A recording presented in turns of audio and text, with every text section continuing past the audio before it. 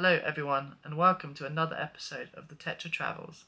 Today I'm going to give you 5 things that I've been doing to prepare for Mount Kilimanjaro. Number 1. Exercise. The first thing I knew was I had to get a lot fitter to be able to climb Kilimanjaro.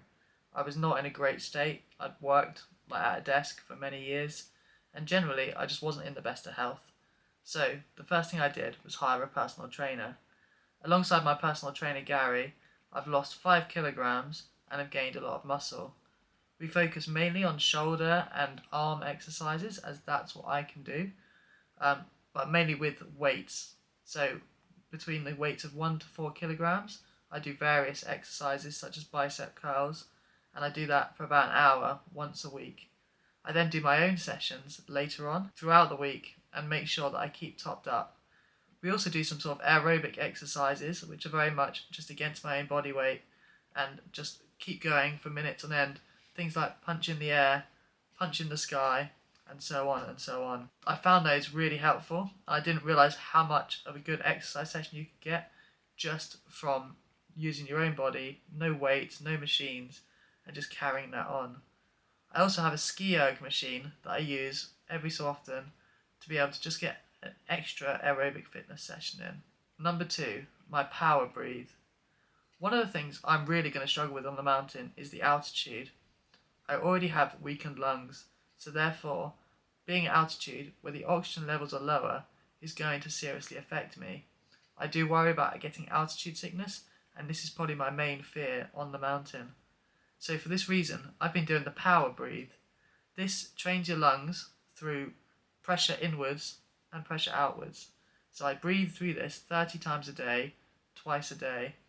It's really difficult and uncomfortable, and I definitely feel it within my lungs, giving myself exercise. Over time, this should help me increase my lung capacity, if only slightly, but if I can give myself the best shot I can, then that's all I'll have to do. 3. Wheelchair rugby. Yes, I know it's exercise again, but it's also exercise with a social aspect to it.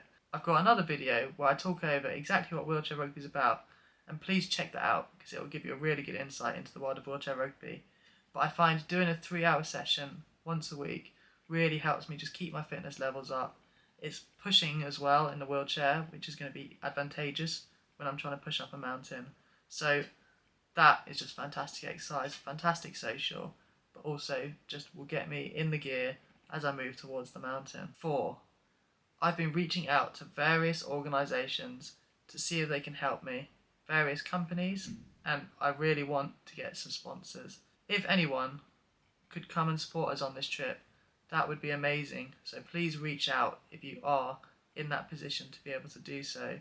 The costs of the trip are really high, so if there's any way that people could support us, be that helping us with flights, be that helping us secure my wheelchair, or so on and so on, we'd really appreciate it. And we'd love to work with companies to be able to promote them and use this trip to not only showcase what a fantastic company it could be, but raise money for charity, do great things, and achieve something that's once in a lifetime. Number 5. I've set up a GoFundMe page to help pay for some of the additional costs of the trip, but also raise money for 2 fantastic charities. One of these is the RFU Injured Players Foundation. They supported me from the very beginning after breaking my neck playing rugby, and they've done fantastic things for many players out there. They organise things like trips, they help get people back into employment, education, all sorts of things, and they just really support anyone to a fantastic level, and I couldn't speak more highly of them, and I would not be where I am in life without the Injured Players Foundation. The second one is the Inspire Foundation. They do spinal injury research onto things that could benefit us in the near future. One of these things is the bionic bladder.